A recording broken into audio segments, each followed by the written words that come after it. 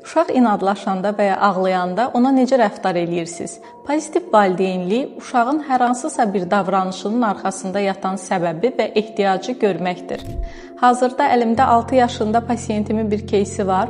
Onun atası qızında olan davranış problemləri ilə bağlı olaraq bizə müraciət edibdi. Atasına bu formada bildirəndə pozitiv valideynlik haqqında o hər zaman deyir ki, Ayşə xanım, siz deyirsiniz anla, anlayışla qarşıla, amma bu rəftarı, ağlamağı hər dəfə boşu-boşunadır.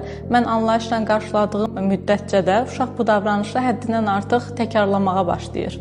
Əslində fikrini anlamaq olur və çox doğru bildirir. Sadəcə uşağa tərbiyəni sakit olan bir durumda verməliyik. O ağlayarkən, hər hansısa bir aqressiya göstərərkən biz ona tərbiyə verməməliyik. Ola bilər ki, hər hansısa bir davranışını onun anası heç cürə qəbul etməyə bilər.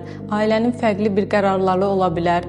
Ailədən ailəyə qanun və qərarlar dəyişə bilir. Davranış görmək istəmədikləri davranış dəyişə bilir.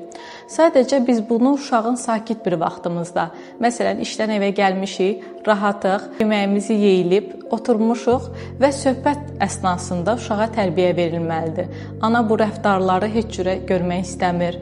Ata bu cür qərarlar qəbul edibdi. Bunu nə səbəbdən etmişik? Əgər olmasa nə ilə nəticələnə bilər deyə sakit vaxtımızda biz tərbiyəni verməliyik.